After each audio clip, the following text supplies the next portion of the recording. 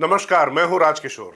नमस्कार, मैं हर्षवर्धन त्रिपाठी। और आज जब आपसे बात कर रहे हैं तो कहीं बहुत ज़्यादा, बहुत विषय नहीं, लेकिन जिसको कहते हैं ना कि गागर में सागर भर देना, तो इस समय सारी राजनीति बिहार, बिहार के इर्द गिर्द और बिहार तक की सीमित होकर रह गई है।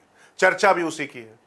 अब वैसे तो अभी सीटों के बंटवारे को लेकर कुछ लट्ठम लट्ठ जैसी स्थितियां सुनाई पड़ रही, दिखाई नहीं पड़ रही हैं, लेकिन सुनाई पड़ रही हैं। क्या वो लट्ठ चलेंगे, लट्ठ बजेंगे, और गठबंधन किसका बेहतर तरीके से काम करता हुआ दिखाई पड़ रहा है? मतलब ये जो टिकट वितरण से पहले स्नायु तंत्र की लड़ाई होती है ना, वार ऑफ नर्व जिसको बोलते हैं, कि कौन कितना दबाव बनाकर कितनी सीटें ले जा पाए, वो अगर हम देखें महागठबंधन या एनडीए, कौन ज्यादा बेहतर तरीके से उसको मैनेज कर पा रहा है। लेकिन इसका दूसरा पहलू यह है कि इस बीच तमाम वादे भी हुए हैं, ऐसे ऐसे दावे हुए हैं कि जितनी नौकरियां स्टेट बनने के बाद से अब तक नहीं आई, उतनी नौकरियां 20 दिन में दे दी जाएंगी। मतलब 2 साल में दे दीजिए, 20 महीने में दे दीजिए, 20 महीने में दे दी जाएंगी। तो इस तरीके के जो वादे होते हैं और इस तरीके की जो चीज़ें होती हैं, लेकिन अब खास बात यह है कि एसआईआर का जो मुद्दा था उस पर कोई चर्चा भी नहीं कर रहा है। कोर्ट में प्रशांत भूषण आदतन फिर जो उस इकोसिस्टम के प्रमुख सदस्य हैं, प्रमुख चेहरे हैं, वो गलत हलफनामा लेकर आ गए। लेकिन सवाल ये भी उठेगा कि आखिर इन सब के बावजूद इन पर कार्रवाई क्यों नहीं होती। मैंने कहा ना कि बिहार के नजरिए से, बिहार के जरिए से पूरे देश और दुनिया पर बात करेंगे, लेकिन सबसे पहले ये कि आखिर बिहार में हो क्या रहा है, बिहार में ऊंट किस करवट बैठेगा। नीतीश के नेतृत्व में क्या राष्ट्रीय जनतांत्रिक गठबंधन एनडीए फिर इतिहास रचेगा, या तेजस्वी जो अभी राहुल गांधी की वजह से कई बार तेजहीन दिखाई पड़ते हैं, वो उसी तेजस्विता को प्राप्त होंगे। तो शुरुआत ही कर लेते हैं हर्षवर्धन। नहीं, देखिए, तेजस्वी का तेज राहुल गांधी छीन ले गए, ये अब कई लोग कह रहे हैं। और बिहार का चुनाव अब वहां पहुंच गया है जहां उसकी चर्चा इस लिहाज से होनी चाहिए कि क्या बिहार में किसी तरह का बदलाव होगा। मेरा स्पष्ट मानना है कि बिहार में बदलाव होने जा रहा है। इसमें मुझे कोई किंतु परंतु, कोई संदेह, कोई question mark, full comma, full stop, कुछ भी नहीं।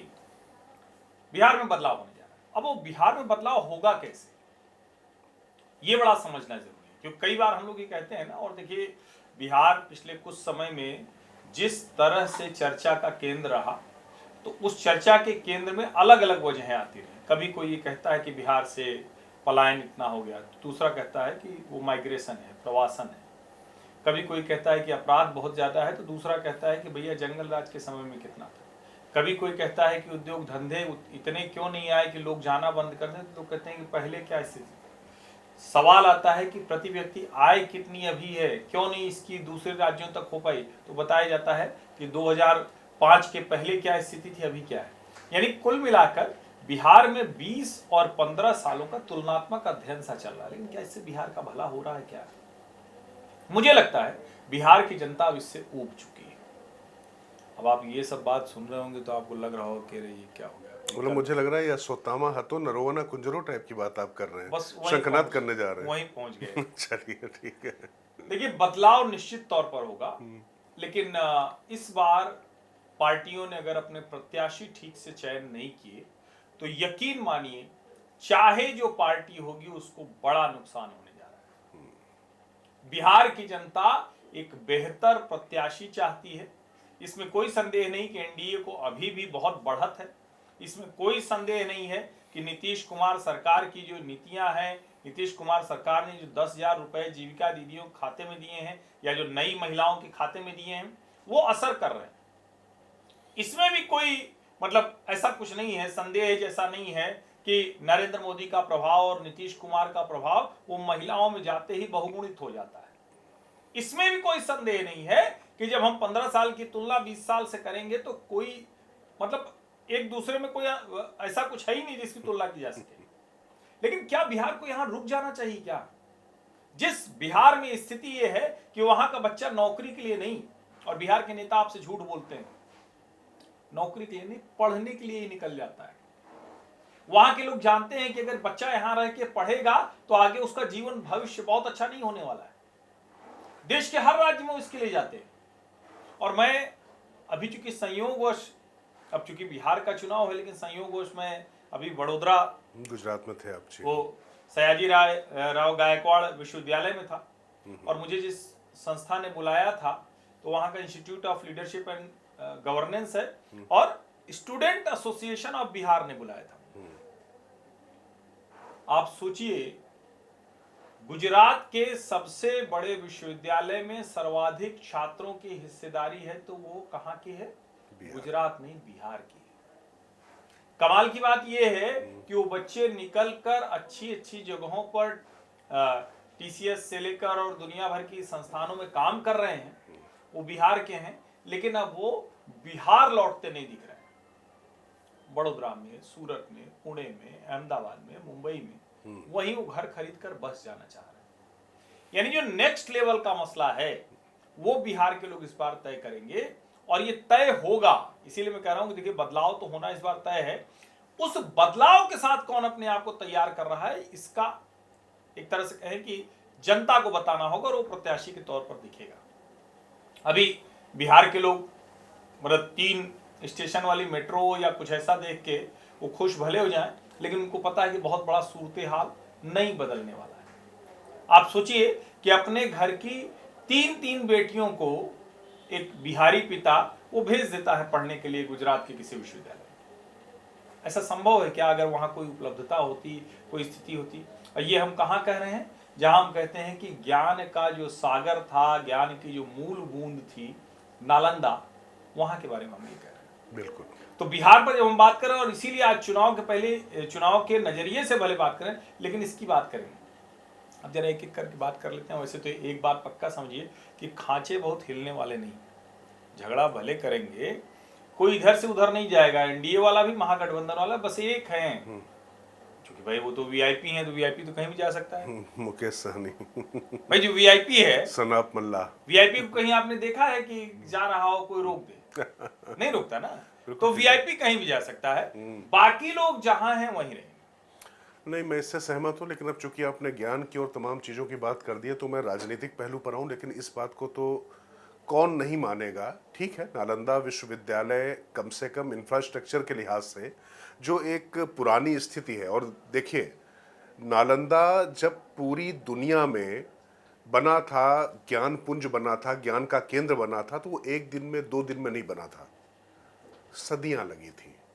विदेशी जब पर्यटक के रूप में हुएनसांग जब यहाँ आया सैलानी के रूप में, तब जो बता रहा था कि किस तरीके से वहाँ पर शिक्षा के अलग अलग जो है क्षेत्रों में विशेषज्ञता हासिल करे हुए लोग कैसे काम करते थे, ये सब चीजें आपने पढ़ी होंगी, देखी होंगी। लेकिन ठीक है, इंफ्रास्ट्रक्चर के लिहाज से कम नरेंद्र मोदी और नीतीश कुमार की जोड़ी ने ये काम तो वहां करके दिखाया। नालंदा विश्वविद्यालय नया बन गया, तो कम से कम कहीं उस दिशा में शुरुआत हुई है। लेकिन जो मुद्दे हर्षवर्धन ने अभी जिन पर चर्चा की, मुझे लगता है कि पहली बार इस पे गंभीरता से कोई चर्चा कर रहा है। अब वहां पर राजनीति में लोग कितना गंभीरता से लेते हैं देखना पड़ेगा। वो तो प्रशांत किशोर ही ले रहे हैं, वो पीके ले रहे हैं, उन्होंने शिक्षा की बात की। वरना जाति आकंठ और भ्रष्टाचार और जिस तरीके की परिस्थितियों में पूरी तरीके से जकड़ा हुआ बिहार है, वैसे तो भारतीय समाज है, हर स्टेट में अलग अलग तरीके से होता है, लेकिन बिहार को लेकर ये बातें ज्यादा कही जाती हैं। परंतु ये मुद्दे उठाए गए, पर वो अलग बात है कि उन पर कितना लोग भरोसा करते हैं, क्योंकि वहां पर जो दोनों प्रमुख गठबंधन हैं, उन दोनों प्रमुख गठबंधनों के जो प्रमुख चेहरे हैं, उनके कहीं ना कहीं वो सलाहकार पहले रह चुके हैं। चाहे वो प्रधानमंत्री नरेंद्र मोदी हो, चाहे नीतीश कुमार हो, और लालू प्रसाद यादव का भी काम वो देखते रहे जब साथ में मिलकर लड़ रहे थे, भले ही नीतीश के साथ में थे। तो कुल मिला के वो हर पहलू को देखते रहे। तो आखिर वो एक कहते हैं कि रणनीतिकार हैं या राजनेता हैं, इसका टेस्ट होना। लेकिन तो आपको क्या लग रहा है कि प्रशांत किशोर जो अर्श से या फर्श, अर्श पर या फर्श पर कहते हैं, तो अर्श पर या फर्श पर किस वाले पे आप उनके मान रहे हैं? नहीं, देखिए, मुझे अभी कम से कम अर्श पर जाते हुए तो वो नहीं दिखाई पड़ रहे हैं, लेकिन हाँ, जमीन पर रहकर अगर उनके जमीन पर पैर टिके रह जाते हैं इस चुनाव में, तो निश्चित तौर पर उनका एक लॉन्चिंग पैड जरूर बनेगा हर्षवर्धन, ये मैं मानता हूं। और मुझे लगता है कि कम से कम इस तरीके की बात करने वाला शख्स, हालांकि उनके आक्रामकता इतनी ज्यादा है, और वो जो अरविंद केजरीवाल जो मॉडल वो वहां पर चलाने की कोशिश कर रहे हैं, मुझे लगता है कि केजरीवाल ने भी बहुत ज्यादा नुकसान उनको किया है। केजरीवाल ने जिस तरीके की राजनीति की और दिल्ली की जो उन्होंने दुर्गति की, उसके बाद पंजाब में आम आदमी पार्टी जो गत उस राज्य की बना रही है, तो ये मैसेज तो लोगों तक जा रहा है ना। और बिहार के लोग भले कुछ भी हो, जब पूरे, जैसे हर्षवर्धन ने कहा कि पूरे देश में फैले हुए हैं, तो कौन देश में कहाँ क्या कर रहा है, और राजनीतिक रूप से बहुत सजग हैं। मुझे एक बड़े हंसी वाली बात है, मतलब थोड़ा सा उसको विट के रूप में लीजिएगा। अरुण जेटली जी प्रभारी बने 2005 का जब चुनाव था, पहली बार, आपको याद होगा, प्रभारी बने। तो वो कई बार बताते थे, कहते थे कि जैसे बिहार में बोले कि यार यहाँ पर ये एक स्टेट ऐसा है कि जहाँ पर प्राइवेसी की कोई बात नहीं, कोई भी दरवाजा खटखटाता नहीं, खोल के सीधे होटल में चला जाएगा। अच्छे होटल, अच्छे उस तरीके की चीजें थी नहीं, वो थोड़ा नफीस टाइप के थे। होटल ही नहीं था, अब खैर, अब तो खैर चीजें, परिस्थिति बदल गई। लेकिन उन्होंने एक बात कही है, तो मैंने कहा आपको क्या लगता है कि वहाँ की स्थिति ये क्यों है? लोगों ने पूछा, हम सब लोग बैठे हुए थे, तो बोले कि दिक्कत वहाँ ये नहीं है कि लोगों को कुछ पता नहीं है, दिमाग नहीं है। दरअसल उनको ज़्यादा पता है, ज़्यादा दिमाग है। तो मतलब अति पॉलिटिकल होना, अति जानकारी होना, वो एक इस तरीके से उन्होंने बिट में गए। तो मैं कहने का मेरे आशय यहाँ पर ये जोड़ इस तरीके से रहा हूँ कि अगर कोई ये सोच रहा है कि बिहारियों को कुछ पता नहीं है, उनको कोई कुछ बताएगा वो जान लेंगे, मान लेंगे, नहीं। वास्तविकता वो देख रहे हैं, समझ रहे हैं, लेकिन अब प्रश्न है कि इसके बाद भी वो क्या करेंगे। अति वाले पे कहा ना, तो ऐसे तो कहा ही जाता है, हम लोग तो संस्कृत में कहा जाता है ना कि अति सर्वत्र वर्जिते, तो वो तो है ही है। लेकिन जो आपने कहा ना, तो फिर मैं आपको बताऊं कि अब चूंकि ताजा ताजा गुजरात से ही लौटा हूं, तो वडोदरा में एक धुर भाजपा समर्थक मुझे वडोदरा थोड़ा घुमा रहे थे, दिखा रहे थे। उन्होंने कहा कि बड़ा अच्छा हो गया साहब। हमने कहा क्या हो गया अच्छा? कहे केजरीवाल दिल्ली नहीं हारा होता ना, तो हमारे यहाँ गुजरात में भी बहुत मुश्किल कर देता। कहे अब सब ठंडे पड़ गए। अच्छा, तो जो आपने कहा ना कि प्रशांत किशोर को केजरीवाल ने बड़ा नुकसान पहुंचाया, इसको कम लोग समझेंगे। ठीक है, केजरीवाल जी वहां भी जा रहे हैं लड़ने, सब पे, खैर लड़ने ना लड़ने कोई मतलब नहीं हो, तो यूपी में भी लड़े थे, सब पे जमानत जब्त थी। लेकिन जब कोई व्यक्ति ये कह रहा है कि वो दिल्ली हार गए, अब गुजरात में भी उनका वो प्रभाव नहीं मिलेगा, जो पढ़ना चाहिए वो नहीं पड़ेगा, तो इसको आप समझिए। यानी इस तरह की राजनीति करने वालों पर जनता भरोसा नहीं करेगी। लेकिन प्रशांत किशोर चूंकि 3 साल से लगे हुए हैं, हाँ, जमीन पर काम गाँव जा रहे हैं, और हम बार बार एक बात कर रहे हैं, देखिए ना, वो कहते हैं कि अर्श पर रहेंगे या फर्श पर, और हमारा मानना है ना फर्श पर रहेंगे ना अर्श पर रहेंगे। वो जो राजकिशोर जी ने कहा कि ठीक है भाई, वो जमीन पर अपना पैर टिका कर खड़े रहें, अगर ये कर पाए 5 से 10% का कहीं वोट बैंक ले आ पाए और 10 के ऊपर चले जाए, तब तो कमाल ही होगा, कमाल हो जाएगा। लेकिन अगर 5 से 10% रहे तो उनका एक आधार बन जाएगा। और मेरा ये मानना है कि बिहार की राजनीति में एक और ऑल्टरनेटिव होना तो इस तरह का जरूरी है। बिल्कुल। अब कोई कह सकता है कि जहां इतनी पार्टियां हैं, जहां कभी एक दल की सरकार ही नहीं बन पाती है, नीतीश के साथ लाल, यही गड़बड़ है। ये एक तरह से खांचा बन गया है। और नीतीश कुमार का मैं बहुत बड़ा प्रशंसक हूं राजनीतिक तौर पर, क्योंकि वो व्यक्ति भ्रष्टाचारी नहीं है, वंशवादी नहीं है। उस व्यक्ति ने बिहार को फिर भी बहुत बचा लिया, बहुत बर्बाद होने से बचा लिया। लेकिन एक समय के बाद जो कहते हैं ना कि एक तरह का जो स्टेटस को होता है, वो एक कंपनी का ऐड आता था ना, change is always good. Bihar में तो चेंज ही नहीं होता है। बिहार में सरकार बदलती है, आप सोचिए 2005 से अगर देखें तो कितनी बार सरकार वहां बननी चाहिए थी? 2005 1, 10 2, 15 3, 20 4, 25 में 5। लेकिन आप जानते हैं नीतीश जी 10वीं बार मुख्यमंत्री बनने के लिए चुनाव लड़ रहे हैं। बस एक बार जीतन राम मांझी बीच में बन गए थे। बीच में एक बार जीतन राम मांझी बन गए थे। अब आप जरा समझिए, इसका मतलब ये बिहार में बदलाव नहीं होता है। इसीलिए मैं फिर कह रहा हूं, इस बार बिहार में बदलाव होगा। नहीं, बिल्कुल होगा। और ये जो बदलाव कह रहे हैं हर्षवर्धन, इसका आशय समझिए, बदलाव सत्ता का होगा या चेहरे का? मेरे ख्याल से यही बात ये कहना चाह रहे हैं। और ये इसलिए महत्वपूर्ण हो जाता है क्योंकि बीच में पीके फैक्टर की बात, अब हम इससे थोड़ा आगे बढ़ते हैं, क्योंकि 2 महागठबंधन है आमने सामने। लेकिन टिकटों के बंटवारे को लेकर अभी बहुत दोनों तरफ चीजें दिखाई पड़ी। टिकट नहीं, गठबंधन, मतलब जो सीटें हैं, सीटों के बंटवारे को लेकर, सीटों के बंटवारे को लेकर। लेकिन उसमें चिराग का बड़ा नाम आया कि चिराग बीच में ऐसा कर देंगे, वैसा कर देंगे, बड़े नाराज हो गए। लेकिन मैं आपको बताऊं, चिराग पासवान एक सीमा के बाद वो इतना ही दिखा रहे हैं जितना उनसे दिखाने को कहा जाएगा।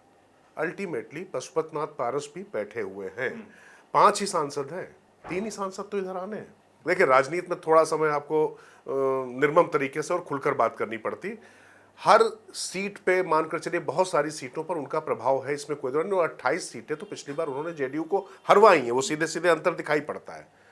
लेकिन क्या चिराग पासवान इतने बड़े फिगर बन गए, इतने बड़े नेता बन गए कि बिना किसी के साथ जाए वो कुछ कमाल कर पाएंगे? तो वो स्थिति है नहीं। तेजस्वी के आगे उनका तो चिराग बिल्कुल, मतलब उनका नाम ही तेजस्वी है, चिराग तेजस्वी के आगे कितना जलेगा भाई? भारतीय जनता पार्टी में तो फिर भी उस चिराग को और रोशनी बढ़ाई जा सकती है, उसको एम्पलीफाई किया जा सकता है। और अभी वो चिराग बने भी भाजपा की वजह से, ये भी सच है। उन्होंने जब अलग लड़े थे तो उनका क्या असर हुआ था, ये भी देखने वाली बात है। और अंदर की बात यह है कि सारी सहमति बन चुकी है। चिराग का घी तेल तो भाजपा ही डाल रही है। बिल्कुल बिल्कुल। वरना आप कुछ भी कहें, जो कहते हैं कि हमारा तो 100% स्ट्राइक रेट है। अरे भाई 100% स्ट्राइक रेट है कि आपको उतनी सीटें दी गई जिसकी वजह से हो गया। जब साइज बढ़ने लगता है तो 100% तो कभी रह ही नहीं जाता है। बिल्कुल 100% स्मॉल साइज में होता है, हर चीज में ये होता है। और चिराग पासवान देखिए बिहार की राजनीति के एक बेहतर नेता है, उनका भविष्य बड़ा उज्जवल है। उम्र कम है, पासवान की लीगेसी है। हाँ, और उनको लेकिन समझदारी से काम लेना पड़ता। उनके साथ एक जो सबसे अच्छी चीज है कि वो पासवान वोटों की विरासत को संभालते हुए भी एक तरह से कह दें तो सर्व समाज के नेता है। रामविलास पासवान ने भी ऐसी राजनीति रामविलास पासवान ने भी ऐसी राजनीति की। मतलब सवर्ण भी, और मैं तो उसको एक और दूसरी तरह से कहता हूं कि नीतीश कुमार को जैसे सवर्ण मतदाता अपना नेता मानता रहा लालू जी के मुकाबले, तेजस्वी के मुकाबले चिराग को भी अपना नेता मान सकता है। और यहाँ मैं एक और बात कहूं, चूंकि हम बिहार की बात कर रहे हैं तो ये राजनीति की बात करना जरूरी है। सम्राट चौधरी को भाजपा का भी सवर्ण मतदाता अपना नेता नहीं मानता है, वो चिराग को ज्यादा मान लेता है। बिल्कुल, ये थोड़ा समझिए राजनीति के लिहाज से। तो चिराग पासवान अगर उस लिहाज से राजनीति करते हैं जो इस चुनाव में दिखेगा तो यकीनन आगे जाएगा। अब बाकी अगर वो कहें कि हमको 40 सीट दे दीजिए, 45 सीट दे दीजिए। और एक बात और समझिए, सबके बाद मंत्री का पद केंद्र वाला और बंगला दोनों उपलब्ध है। बड़ी बड़ी चीजों से बड़ा दिल्ली का बंगला होता है। अच्छा, हमको आपको तो मिला नहीं तो हम आप तो इसको क्या समझेंगे, होगा भाई बंगला होगा। नहीं, कवर तो किया है तो जानते हैं ना उसका मतलब वैसे हम कह रहे हैं कि जैसे नहीं क्या, राजकिशोर का तो मान लीजिए सरकारी बंगलों में बहुत सरकारों में आना जाना ज्यादा रहता है, तो हमारा कम रहता है। नहीं, आप संपादक रहे, मैं रिपोर्टर रहा, तो थोड़ा सा फर्क है ना। मैं तो चूंकि खबरनवीस रहा तो इन्होंने ट्विस्ट दे दिया। नहीं, चूंकि मुझे लोगों से मिलना जुलना पड़ता है, चाहे वो कांग्रेस के हो, चाहे भाजपा के हो, चाहे रामविलास पासवान रहे हो, तो सबके बंगलों में आना जाना, बंगलों में और पार्टी कार्यालयों में भी। वैसे आप बंगलों पे एक कहानी शुरू कीजिए, बड़ी चलेगी।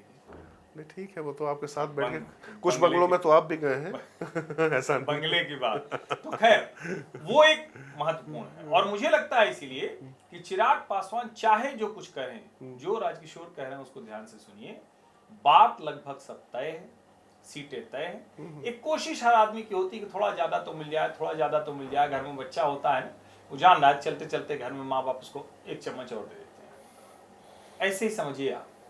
बाकी ये मत समझिए कि चिराग पासवान कटोरा लेके भाग जाने की स्थिति में नहीं, कटोरा ही बचेगा, सिर्फ फिर कटोरा ही बचेगा। ठीक, वो जानते हैं, मतलब वो हमसे और आपसे ज्यादा पॉलिटिकल है, वो जानते हैं, जानते हैं वो। अब इसी के साथ एक जुड़ा नाम है जो बड़ा नाराज है, जो इसने क्या है वो दे दो बस 15 ग्राम, आपने जीतन राम मांझी है ना वो, ठीक है, रामधारी सिंह दिनकर की कविता दे दो बस हमको 5 ग्राम।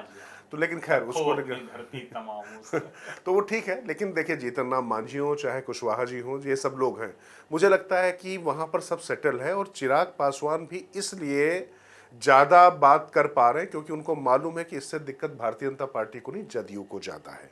और जदयू को ही पिछली बार नुकसान भी पहुंचा था, और जदयू अपने आप को बड़ा भाई बनाने की कोशिश करी। लेकिन मैं आपको यहाँ पर एक खबर और बता दूं, जदयू में भी या तमाम दूसरे राजनीतिक दलों में भी टिकट जो दिए जाएंगे, आप ध्यान रखिएगा अमित शाह ने क्या कहा है। गृह एवं सहकारिता मंत्री जो पूरी बिहार चुनाव की कमान हाथ में लिए हुए, कहीं पर भारतीय जनता पार्टी की बात नहीं कर रहे, बार बार वो एनडीए की बात कर रहे हैं। तो एनडीए के टिकट तय होने, एनडीए की सीटें तय होनी है। तो ये ध्यान रखिएगा कि ऐसा नहीं होगा कि सीटें जो है आप जो है मतलब मन चाहे तरीके से किसी को भी दे दें। इस बार तो आप देखिए ना, जनता दल यूनाइटेड के कार्यालय में मोदी जी लग गए। तो राजनीति कैसे बदली है, इधर जनता दल यूनाइटेड के कार्यालय में लग गए और उधर तेजस्वी जी से नाराजगी जो चल रही, मान लीजिए, ठीक है, हालांकि मैं मानता हूँ कि उधर भी सब फिट रहेगा। फिर मैं बोल दे रहा हूँ, सिर्फ वीआईपी है जो कहीं भी जा सकता है, बाकी सब वहीं रहेंगे। लेकिन राहुल जी खैर लौट आए हैं, खबर आई है कि वापस आ गए हैं जो विदेश दौरे से थे, लेकिन फिर भी आ गए हैं तो कम से कम एक प्रेस वार्ता करके अपने कार्यकर्ताओं में जोश वोश डालने के लिए जो इतना पीछे चले गए हैं, कम से कम ये तो कह दें कि भाई तेजस्वी जी हमारे मुख्यमंत्री होंगे। अब उस चक्कर में तेजस्वी को दबाव बनाने के लिए तेजस्वी ये करेगा, तेजस्वी वो करेगा, तेजस्वी यह कर लाएगा, आसमान तारे ग्रह अब कह रहे हैं कि हर घर में, जिस घर में सरकारी नौकरी नहीं उसको दे देंगे। अब देश भर की सरकारी नौकरी सिर्फ बिहार में चली जाएगी, ऐसा तो संभव नहीं। और सरकारी नौकरी तो कभी इतनी हो ही नहीं सकती, क्योंकि सरकारी नौकरी तो सरकारी मशीनरी चलाने के लिए होती है ना, सरकारी नौकरी रोजगार देने के लिए नहीं होती, इसको बड़ा स्पष्टता समझिए। हाँ ठीक है, चूंकि वो मशीनरी चलाने के लिए होती है तो सिक्योरिटी ज्यादा होती है, लेकिन अब जिस तरह की चीजें उसमें क्या संभव है क्या? और क्या तेजस्वी को ये लगता है कि किसी स्थिति में उद्योग धंधे रोजगार वो नहीं ला सकते हैं, इसलिए सरकारी नौकरी का भरोसा दे रहे हैं? क्योंकि बिहार का जो नौजवान है, जो ज्यादा गरीब लोग होते हैं, वो पहले सरकारी नौकरी चाहते हैं क्योंकि उससे थोड़ा अथॉरिटी मिल जाती है। क्या ऐसा है? लेकिन बहुत, जिसको कहे ना कि वादा भी तो कितना आप झूठा भी हो, चलो ठीक है नेता लोग करते हैं चुनाव के समय, इतना झूठा वादा चलेगा? नहीं, वो इसलिए भी नहीं चलेगा क्योंकि देखिए, पहली बात तो कि वो लगातार ये श्रेय लेने की कोशिश करते रहे, जबकि वो डिप्टी सीएम थे। वो श्रेय लेने की कोशिश करते कि देखिए हम आए तो हमने इतनी नौकरियां दे दी, जबकि मुख्यमंत्री कौन थे? किसके कार्यालय से साइन होकर ये नौकरियां निकली होंगी? बाकी मुख्यमंत्री तो हमारे यूपी में दो हैं जहां पर बैठे हुए हम लोग। ठीक बात। तो वो दो मुख्यमंत्री क्या कर पाते हैं आप भी जानते हैं। हाँ। तो तेजस्वी यादव भी वहां पर क्या कर पाते हैं, लेकिन हाँ ठीक है, नीतीश और तेजस्वी की सरकार थी। क्या कर पाते हैं फिर आप? ऐसा नहीं, प्रमाण पत्र दोनों बांटते हैं। वो ठीक है, प्रमाण पत्र बांटते हैं, लेकिन सीएम जो सीएमओ है वो सीएमओ ही होता है। लेकिन तय तो सीएम ही करता। और नीतीश कुमार जैसा सीएम तक तय करता है कि सीएम तो मतलब उत्तर प्रदेश में तो योगी आदित्यनाथ इतने ताकतवर मुख्यमंत्री हैं, उनके अपने सचिव तक नहीं तय हो सकते। योगी जी बहुत ताकतवर मुख्यमंत्री है, कोई सामान्य मुख्यमंत्री नहीं है। और मुख्यमंत्री जो भी ताकतवर होता है तो खुद ही तय करता है। तो उप मतलब चुप। तो डिप्टी सीएम्स की हालत यही, मंत्रियों की हालत ये, ठीक है वो अपना कहने के लिए कुछ भी कहें, लेकिन क्या वो फाइल में कुछ और ठीक है, ये तरीका क्रेडिट लेना भी चाहिए उनको। हाँ। वो उसमें कोई आपत्ति नहीं है, लेकिन अब सवाल यहाँ पर यह आता है कि 2,89,00,000 परिवार, जिसको मैं मान के चलूं 1.5 से 2 करोड़ परिवार तो मान लीजिए, कुटुंब की जिसको बात करते हैं मान लीजिए, टोटल नौकरियां अभी तक जो परमानेंट है वो 18 लाख से कम ही है। सब संविदा और सब मिला लीजिए तो शायद 25-26 लाख के आसपास जाती है, 25-26 लाख के पास जाती।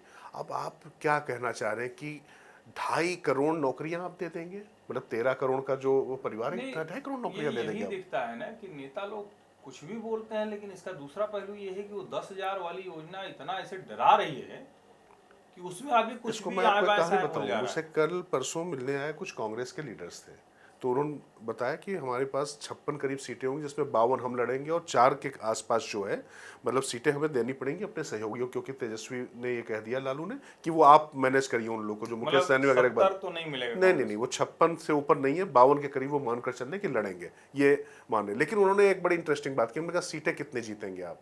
तो उन्होंने कहा कि मतलब हम 14-15 जीतेंगे। तो हमने कहा पिछली बार 19 थी, जबकि इस बार यह भी तय हुआ कि 33 वो सीटें जो कांग्रेस के पास थी 70 में से, जो लंबे समय से नहीं जीत पा रहे थे लोग, वो बीजेपी या जेडीयू के लोग जीत रहे थे, तो उन 33 को सभी सहयोगियों में बांटा जाएगा। उसमें 10-11 सीटें इनके पास भी आएंगी तो 10-11 उधर भी जाएंगी। उसके बाद भी जब वो 13-14 करें तो हमने कहा फिर तो सीटें आपकी कम आ रही। बोले दरअसल वो 10,000 और जो खासतौर से वृद्धावस्था जो पेंशन बढ़ाई गई है 400 से सीधे 1100 की गई है, तो आप देखिए बिहार जैसे राज्य में ये रकम कितनी मायने रखती है। और देखिए दिल्ली में, मुंबई में, अहमदाबाद में और कर्नाटक बेंगलोर में बैठकर जो है ये मत सोचिए, वहाँ पर ये रकम वाकई मायने रखती है। अभी दिवाली आ रही है तो दिवाली में दादा अपने पोते पोती को 200 रुपये दे सकता है, 100 रुपये दे सकता है, ये उसके लिए बहुत बड़ा काम होता है। और उसकी अपनी रोज़मर्रा की चीज़ें भी बहुत महत्वपूर्ण होती। और फिर 10,000 रुपये, हालांकि मैं फिर कह रहा हूँ, ये मुझे बार बार ऐसा लगता है कि कैश फॉर वोट है। भाजपा के प्रवक्ता जब होते हैं तो मेरे ऊपर चढ़ जाते हैं, वो कहते हैं कि नहीं ये तो हम उसके लिए कर रहे हैं। थोड़ा डिफरेंशिएट कर दीजिए। मैं नहीं कर पाऊंगा, नहीं हर्षवर्धन, मैं नहीं कर पाऊंगा। हमारी आपकी चर्चा होती रही है, लेकिन ये सच है कि सिर्फ चुनाव के मद्देनजर ये चीज दी गई है। आप अगर दे रहे हैं इतना पैसा तो आप इसको थोड़ा सा और स्पेसिफाई करते। आप 1 लाख लोगों को, 1 लाख महिला उद्यमियों को निकालते, उनको ज्यादा पैसा देकर उनको आगे बढ़ाने की कोशिश करते हैं। लेकिन चलिए ठीक है, अब आप दे रहे हैं, सब जगह चल रहा। मैं सिर्फ भाजपा को क्या कहूं, सभी राज्य सरकारें कर रही हैं। दुखी भले हुई है तेजस्वी जी की तरह, लेकिन नीतीश जी ने तो खेल कर दिया। नहीं, मैं तेजस्वी की तरह दुखी होने का मेरे पास कोई कारण नहीं है, लेकिन मैं ये जानता हूं कि ये देश के लिए ठीक नहीं है फ्रीबीज। नहीं, फ्रीबीज ये मैं कह रहा पॉलिटिक्स तो हूं, ठीक नहीं है, ठीक इसका नहीं तो है, हम बस सब विरोध करते हैं और हम लोग तो इसके घनघोर विरोधी हैं, इसमें कहीं कोई जरा सा भी रंच मात्र गुंजाइश नहीं है। लेकिन सवाल यहाँ फिर यही आता है कि प्रशांत किशोर ने सम्राट चौधरी, अशोक चौधरी, मंगल पांडे, जाने किसके किसके ऊपर बहुत से आरोप लगाए, वो आरोप काम करते नहीं दिख रहे हैं। नहीं, वो इसलिए काम करते नहीं दिखाई पड़ रहे हैं क्योंकि देखिए, चेहरा तो वहां पर मोदी और नीतीश ही है ना। सम्राट चौधरी क्या है वहां पर?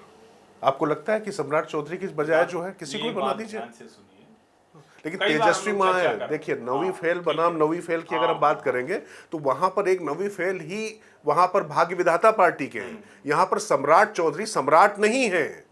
वो वहां पर उनको सम्राट तभी तक रहेंगे जब तक अमित शाह चाहेंगे, जब तक नरेंद्र मोदी चाहेंगे, ठीक बात है। जब तक नीतीश कुमार की स्थिति अभी वैसी नहीं है। वो भी एक ड्रॉबैक भारतीय जनता पार्टी का रहा है, लेकिन फिर भी नीतीश का चेहरा जो खासतौर से महिलाओं के बीच में, जिसको आपने कहा ना कि वो गुणात्मक वृद्धि करता है जब मोदी के साथ मिलता है, तो वो अभी तक इसलिए क्योंकि शायद उनको ये मालूम है, जो आपने एक बात कही थी उसमें एक बात मैं और जोड़ना चाहूंगा कि लोग सिर्फ पढ़ने, नौकरी करने और पढ़ने नहीं जाते हैं। एक समय ये था लोग अपने बच्चों को इसलिए भेज देते थे कि सुरक्षित रहेंगे। सुरक्षित रहे, बिल्कुल। तो नीतीश को ये क्रेडिट जाता है कि बिहार को कम से कम रहने लायक उन्होंने बनाया। ये क्रेडिट उनसे कोई नहीं छीन सकता। लेकिन राजकुमार, मुझे बताइए, ये बात अच्छे से आप बता दीजिए जिससे कि हम लोग ये बात खत्म करें, बिहार की लॉक कर देते हैं।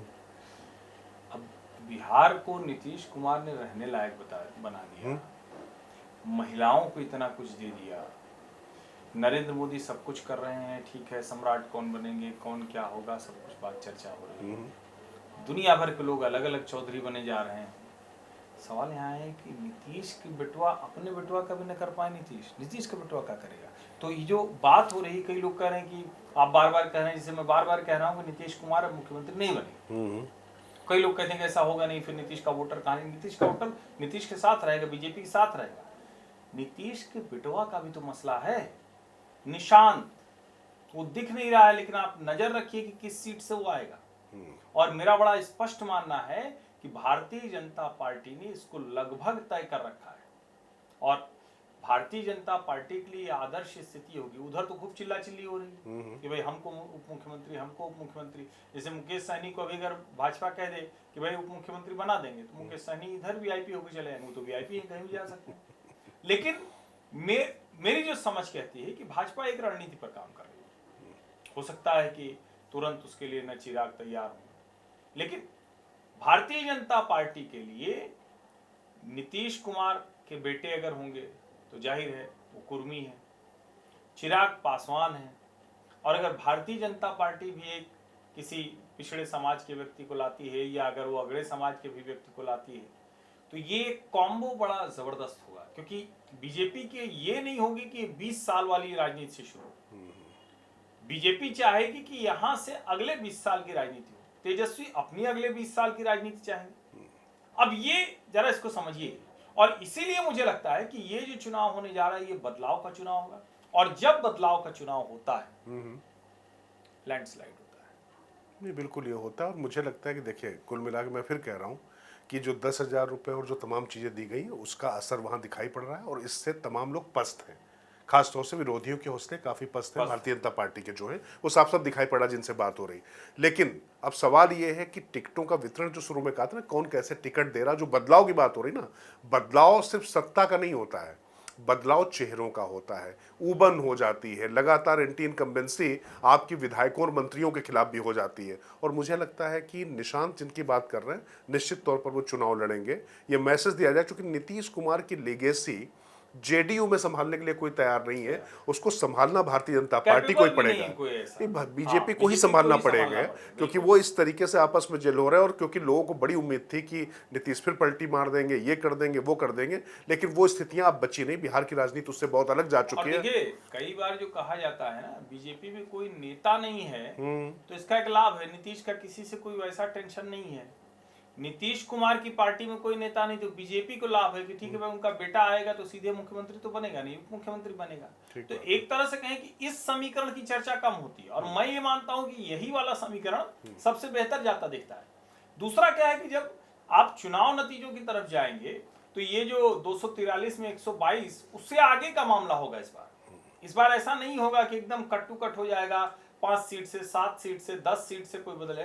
मेरा यह मानना है कि एनडीए, अब अगर एकदम से अचानक मान लीजिए कि अभी सब नीतीश कुमार आज रात सो के उठें, कल सुबह चले जाएं उनके क्या बोलते हैं राबड़ी जी के घर, तब बात अलग है, तब तो समीकरण ही बदल जाएगा। या चिराग तेजस्वी जो है चिराग बिहार को ये साथ पसंद करने लगे, हाँ, तो वो अलग बात है। लेकिन अभी जो स्थितियां हैं उसमें बिहार में बदलाव होना तय है। पार्टी प्रत्याशियों को चुनने में भाजपा को बहुत सतर्कता और सावधानी बरतनी होगी सबसे ज्यादा, क्योंकि भाजपा के लिए वो बड़ा संकट है। क्योंकि जब भाजपा कहेगी कि हमने ये किया, और जब उसका प्रत्याशी और राजद के प्रत्याशी की तुलना होगी तो राजद का प्रत्याशी खराब होने से नहीं दिक्कत होगी, लेकिन अगर इधर प्रत्याशी खराब है तो दिक्कत होगी, क्योंकि इस मामले में वहां उनका समर्थक उस पर रिएक्ट नहीं करेगा, बीजेपी का समर्थक रिएक्ट नहीं। ये सत्ता में भी है ना, ये वो सत्ता में नहीं तो जो सत्ता में सत्ताधारियों से लोगों की अपेक्षाएं होती हैं और वो अपेक्षाएं पूरी करने में लोग सक्षम नहीं है, क्योंकि बिहार में वो डिस्पैरिटी लगातार बढ़ती जा रही है, ये भी सच्चाई है। और ये जो तमाम शराब और जो बंदी के बाद भी तमाम लोग जिस तरीके की चीजें कर रहे हैं वो भी अपनी जगह। लेकिन एक बात है, महागठबंधन में फार्मूला तय हो चुका है कि एक मुख्यमंत्री होगा, 2 उप मुख्यमंत्री होंगे। अब ये दूसरा उप मुख्यमंत्री मुकेश सहनी होंगे या नहीं होंगे मुझे नहीं, तीन उप मुख्यमंत्री होंगे, माफ कीजिए, 3 उप मुख्यमंत्री, 1 मुख्यमंत्री और 3 उप मुख्यमंत्री। अब वो अलग बात है, मुख्यमंत्री को लेकर अभी तक राहुल गांधी ने अपनी चुप्पी नहीं तोड़ी है, विदेश से आ गए हैं। विदेश से आने के बाद उम्मीद करते हैं कि दिवाली से पहले वो पटाखा फोड़ देंगे या नहीं, वो तो हाइड्रोजन बम भी है। हालांकि दिवाली पे पटाखे जलाने से मना कर रहा है, चलाने से सर्वोच्च न्यायालय। हालांकि दिल्ली सरकार कह रही है कि ग्रीन पटाखे चलाने दें, बाकी लोग देश में आनंद लेते ही हैं, ठीक है भाई, समझदारी से सावधानी से सब करिए, और पटाखा भी सावधानी से चुनिए, प्रत्याशी भी सावधानी से चुनिए। पार्टी जो भी प्रत्याशी तय करे उसको पहले ही दबाव बनाइए कि सही प्रत्याशी को टिकट दे। अगर फिर भी गलत प्रत्याशी को दिया तो जरा ध्यान से, क्योंकि गलत पटाखा जैसे आपका धुआं करता है, गड़बड़ करता है, वैसे प्रत्याशी वो राजनीतिक सामाजिक धुआं करता है, वो ज्यादा लोकतंत्र के लिए जहरीला है, खतरनाक है। सोचिए जरा, बिहार में बदलाव का चुनाव, मैं कह रहा हूं इस कैच लाइन को समझिए, बिहार में बदलाव का चुनाव है, बदलाव होगा, जो इसका उपयोग कर लेगा उसको लैंडस्लाइड विक्ट्री मिलने जा रही। ये कोई कट टू कट वाला चुनाव नहीं रहेगा। मैं खुद भी करता रहा, हम लोग लगातार चर्चा में कहते रहे कट टू कट का चुनाव, अब ये कट टू कट का चुनाव नहीं, और ये लगातार बहुत ढेर सारे लोगों से नियमित तौर पर बात करके तभी कह रहा हूं। तो ठीक है, कुल मिलाकर मुझे लगता है कि बस दीपावली का दीपक जलाइए और प्रदूषण से बचिए। लेकिन पटाखों वाली बात नहीं कर रहा हूँ मैं, सर्वोच्च न्यायालय को जो अपना करना है करने दीजिए, समझदारी के साथ पटाखे भी छुड़ाइए, दिवाली मनाइए, दीपक भी जलाइए, लेकिन प्रदूषण से बचिए। प्रत्याशियों का प्रदूषण ज्यादा खतरनाक। तो दिवाली के पहले तो सब हो जाएगा ना, मामला हो जाएगा, सब चीजें प्रत्याशी आ जाएंगे, फिर सब कुछ आ जाएगा, गठबंधन शेप ले चुके होंगे। तो मोटा मोटा फिर से आखिरी दोहरा के बात खत्म करता हूँ कि ज्यादा कोई इधर उधर नहीं जाएगा, बस वीआईपी है तो कहीं, अब वीआईपी तो कहीं भी जा सकते हैं। चलिए, बहुत बहुत धन्यवाद।